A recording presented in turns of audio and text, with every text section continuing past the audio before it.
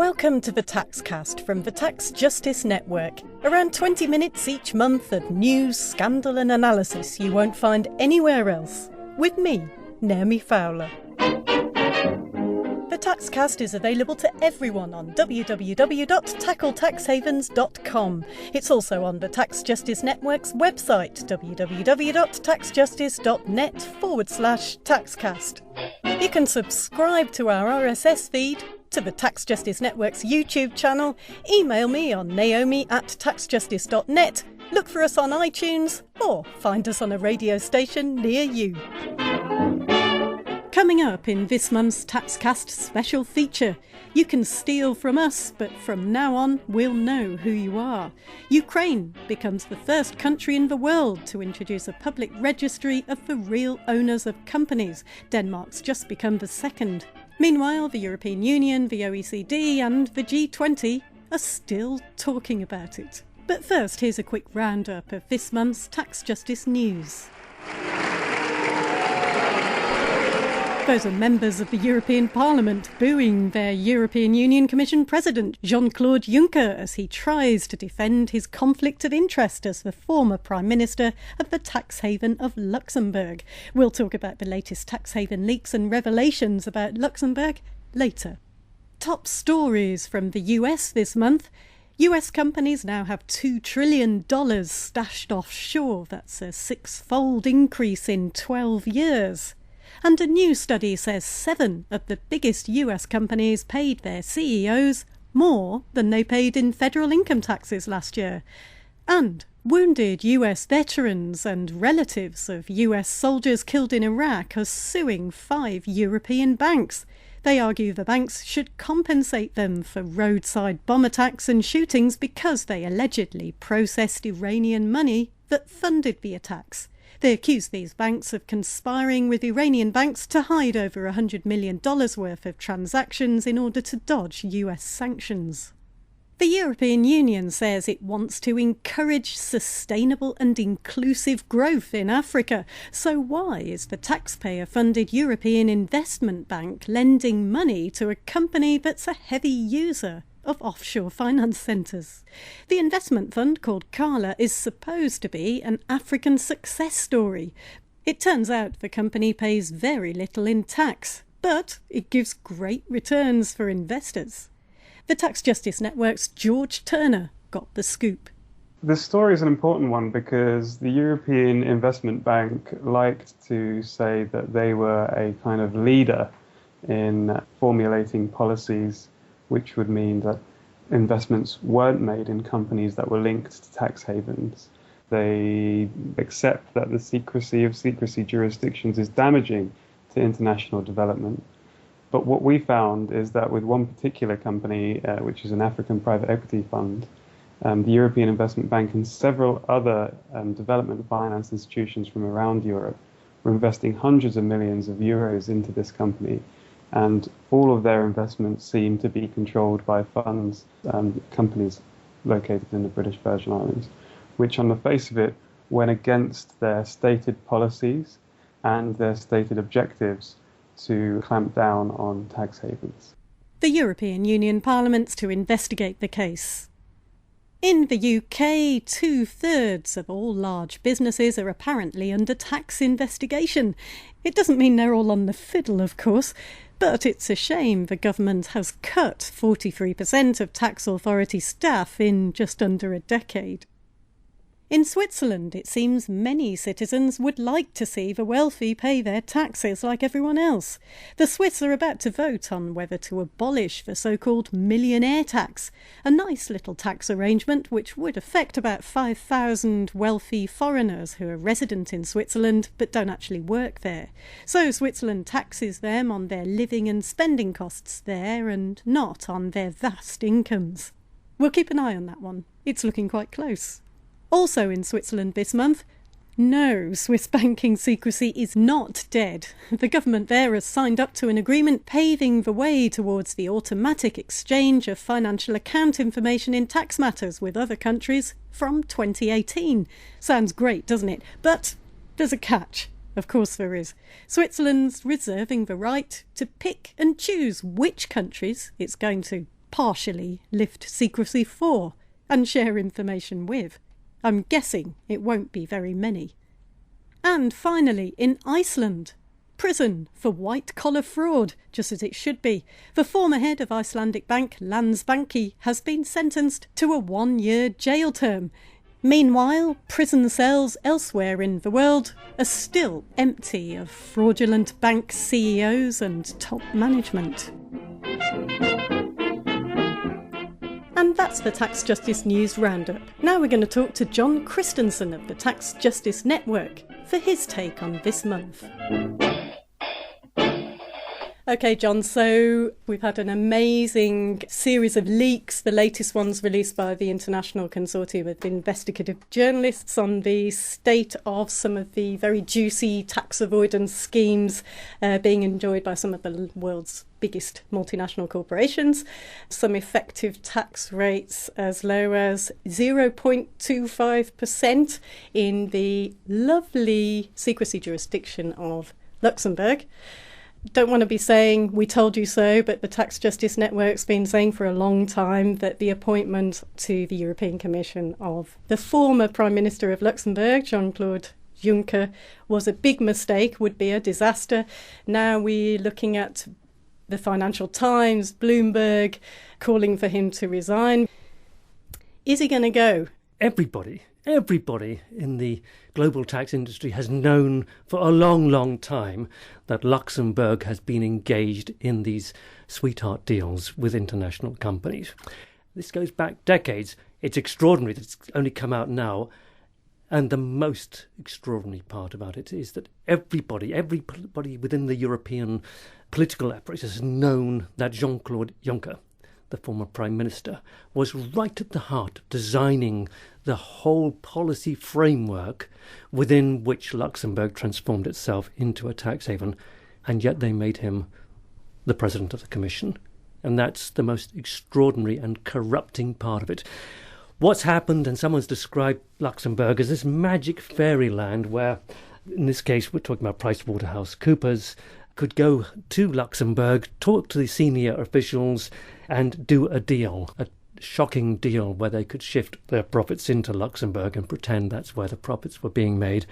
It's classic tax haven stuff. And yet Juncker, even now, is pretending that he didn't know anything about it. And that's why I think the Financial Times is right to say that Juncker should not be part of any Commission investigation into the use of Luxembourg as a centre for profit shifting and as a place where companies could engage in anti-competitive tax planning or tax avoidance. Juncker should either resign from the presidency or he should recuse himself, in other words, stand back and say, I've got conflicts of interest, I should be no part of this current European Commission inquiry into Luxembourg's role as a centre for tax abuse. It's very, very damaging to the European Commission because, needless to say, all this story does is to promote this idea that there are senior politicians right at the heart of the European Commission who are busy protecting the interests of their countries, even when their countries are engaged in abusive practices, which is the case of Luxembourg. And they really rather walked into that as well, didn't they? It's not as though people didn't know that there were EU Commission investigations pending into tax affairs of various different countries. It's almost like delivering to the European sceptics on a plate the whole European Union project.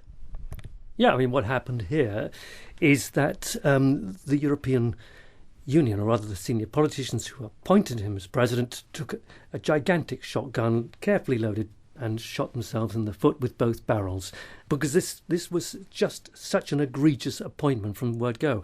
And much as I think that PricewaterhouseCoopers should take a massive reputational hit because they were doing these deals, they weren't the only people who were doing these deals.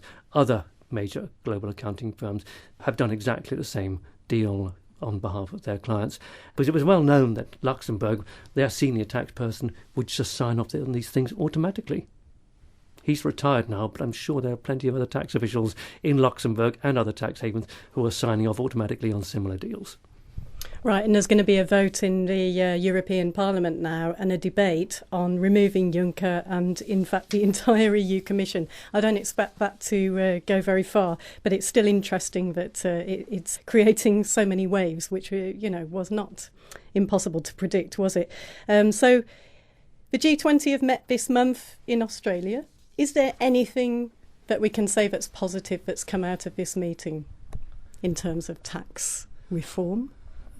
Oh, I really struggle to find any enthusiasm for the G20. It really doesn't seem to be an organisation which can get to grips with it.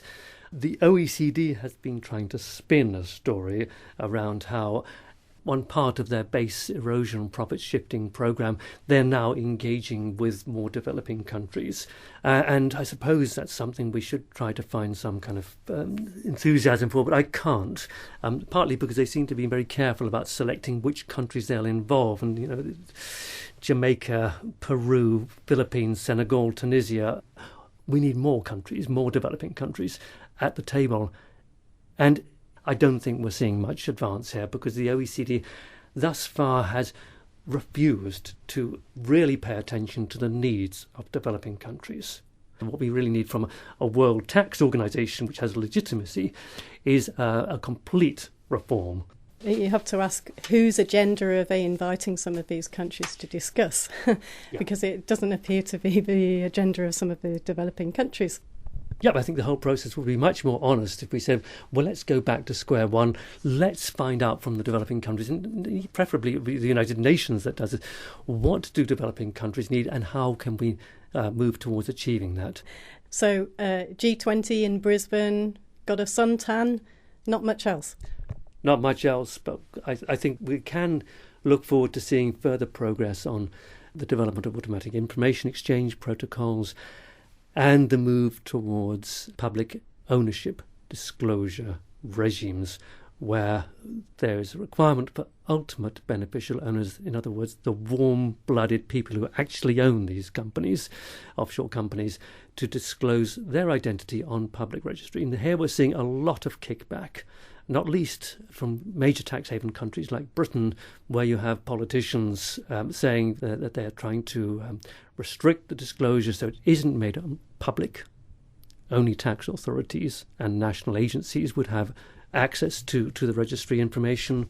That's just not good enough. And time and again, when we look at who's pushing for this kind of limitation on disclosure, we discover it's people with conflicts of interest. So the age-old political corruption is creeping in here, trying to restrict the disclosure, and that's not good enough. OK.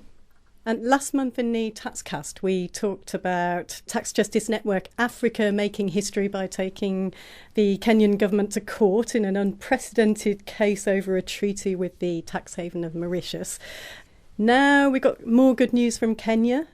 The Kenyan government's now considering withdrawing tax exemptions granted to foreign investors. I mean, they've got a long history of giving things like 10-year tax holidays on corporate profits and VAT exemptions and all sorts of exemptions to foreign companies and investors.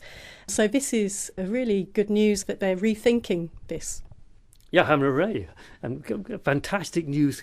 And Tax Justice Network Africa has been a key player here in pushing for this. So take a bow, all of our African colleagues.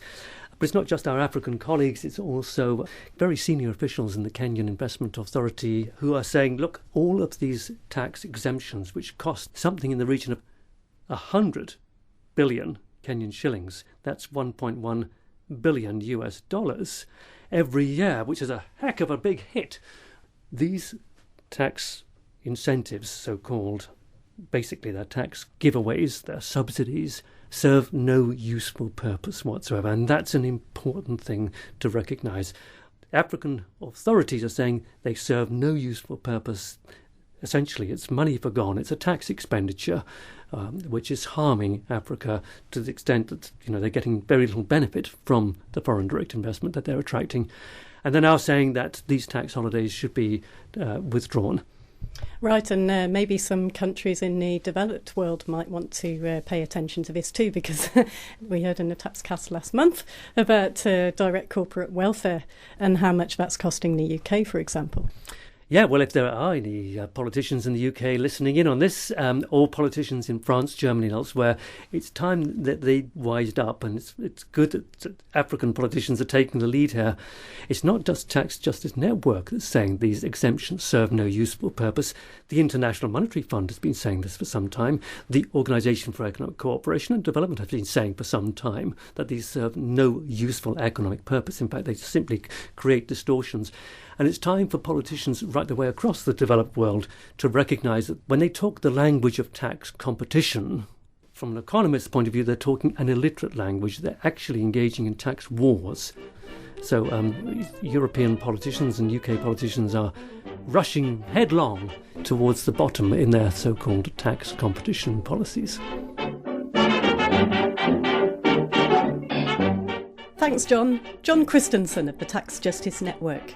Now it's time for the Taxcast special feature. As we're always saying on the Taxcast, financial secrecy is the friend of the corrupt, those wanting to launder money and those facilitating it. That's why we need to get the real owners of companies and trusts out into the open with a public register. But some nations aren't too keen on the idea. Funnily enough, they tend to be the ones benefiting the most from secrecy. Now, Ukraine has led the way and become the first country in the world to implement a public register. This month, the Taxcast looks at what it means for Ukraine and for the rest of the world. There's a real urgency in Ukraine to seize this moment in history and push through strong reforms. This is a press conference with their thieving President Yanukovych before he was ousted.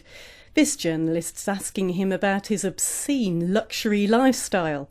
Why are you so rich, he's asking him, when the rest of the country's suffering?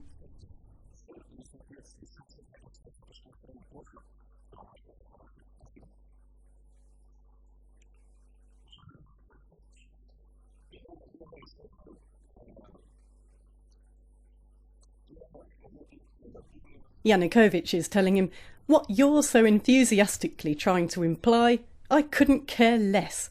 I don't envy you. We understand each other very well.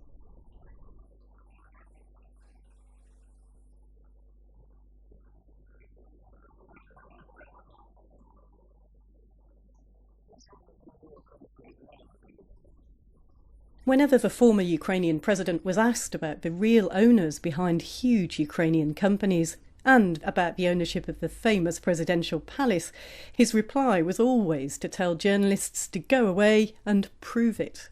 And as he well knew, proving ownership would be pretty much impossible. But after he fled Ukraine for Russia, it became a different story, and all sorts of documents started to surface.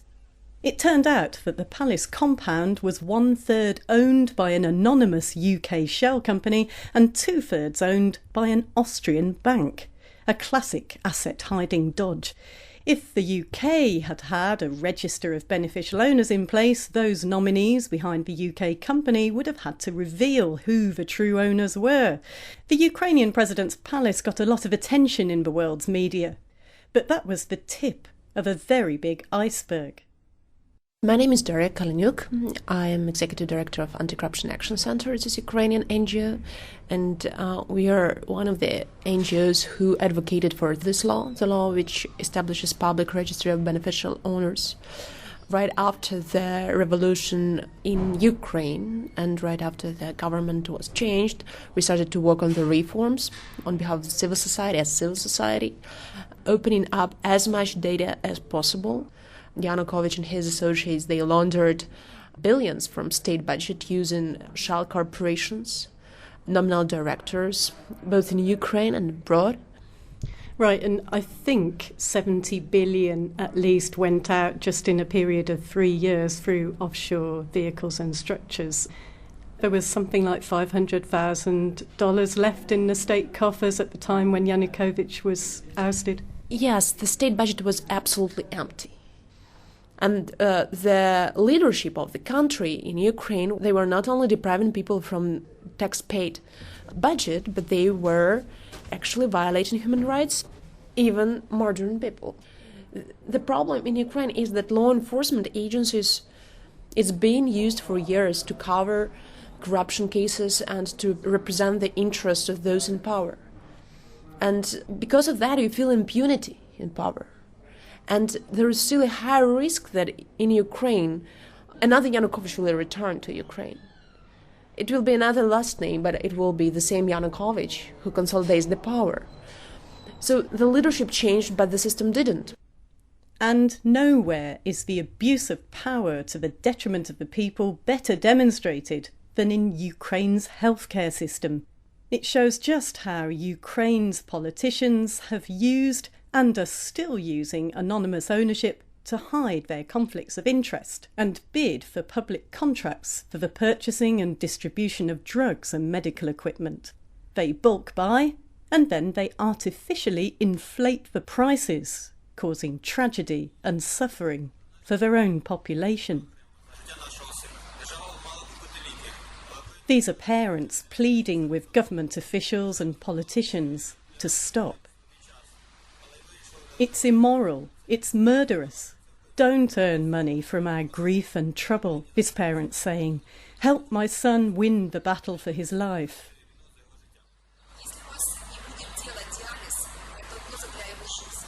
This mother's son has renal failure. If my son doesn't have dialysis, she says, he could die.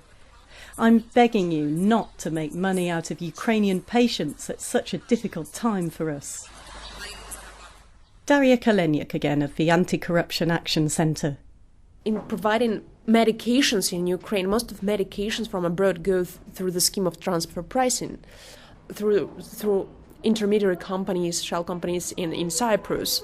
The price for the product goes up and the actual profit is left there in Cyprus. And then the very expensive of poor quality medication goes into Ukraine, and then shell companies under control of the same person are bidding and receive state contracts. All that is kind of work of organized criminal groups with very close linkages to the ministries, to the MPs. The Cyprus, by the way, is the largest investor to Ukraine. Very interesting. In Ukraine, we have state medication, state healthcare system, and some of the medications, like for HIV/AIDS, for tuberculosis, for hepatitis, for oncology, they are procured by government. They have to be procured by government. Even HIV/AIDS drugs, people cannot procure themselves. They are not on the open market. It has to be provided by the state. Technically, medications go from India to Ukraine, but on the paper trail, it goes from India to Cyprus, then to another Cyprus, and then to Ukraine. And this is all in the interests of people who are inflating the prices, Yes. hiding behind anonymous structures, Exactly. and endangering people's health. Exactly. It's really higher than market price. State pays for the medications, but it also poor quality. If you pay high price, you expect good quality. But very often, it's very, very, very poor quality medications are sold out. Another result of the corruption is that they are not delivered on time. So there could be 3 to 6 months delay. The patients are waiting for the medications, and it could cause real deaths of people. And that's still happening now. It is still there. And most of the corrupt systems, corrupt schemes in Ukraine are still in place. And the reason for that is that in the middle level management of the government, they are still the same people who used to represent the interest of certain business groups. And each sector in Ukraine is controlled by a very limited group of people, which know the market, which know the scheme, which know how to produce documents to make the schemes as legal as possible. So I believe that the beneficial ownership law will be one of the tools to approach all schemes in all the ministries and all the sectors. It will be a really long and hard fight, but we have to win it because we paid too high a price. So, all companies previously registered in Ukraine have until June 2015 to disclose their ultimate beneficiaries in a public register, and new companies won't be able to register without giving that information. No more nominee directors, no more hidden conflicts of interest. But the question is what to do with those who will not comply. So enforcement. Yeah, enforcement. Once we will identify those who will not comply, it's possible for journalists to focus on these companies, to see in which areas they are operating. And our next step would be just forbidding for all these companies participation in any public bidding, public contracts, and getting any credits, loans, support from the state. In Ukraine, we don't have trusts as they are here in the UK or in other Anglo-American system of law. But we think that public register of beneficial owner will help companies which are good, which are real investors, to be privileged on the market against those who are interested in hiding their beneficial owner or in doing some sort of fraud. How do Ukrainians feel, or how do you feel about the fact that so much of this money ended up in places like the City of London? You mentioned Cyprus already as a big beneficiary of the theft that has been going on in Ukraine. We see that when Europe wants us to change and asks that we have to change, Europe has to change itself as well. It's not enough only to change Ukraine. If they want to prevent corrupt capital to flow into the EU, they can do this. And there are regulations, anti-money laundering directives, FATF standards, which are just not implemented well in the EU. And we have a feeling the EU, Europe, is not willing to implement them well. Why do you think this is? Because it's profitable to get this cash, and it looks like for the benefit of the developed countries to receive proceeds of corruption. So they seem not to be corrupt themselves, and I think it's not right. We are surprised a bit that in the EU there is no will to pass for the public register of beneficial ownerships, and we were hoping that after the passage of the fourth EU anti-money laundering directive in February, every country of the EU will have the same public registry, including trusts. But it appeared to be that Germany, the Netherlands, and Sweden, they are opposing the public registry. And we cannot understand these logics. We can't understand why these countries don't want to create a very powerful anti-corruption tool, especially considering that we have this recent example where these jurisdictions were used to launder billions of money from the developing country in Ukraine. We've got the G20 meeting supposed to be talking about trying to support really some of the work that you're doing, and the talking about beneficial ownership registries is very much around at the moment excluding trusts and foundations. No way.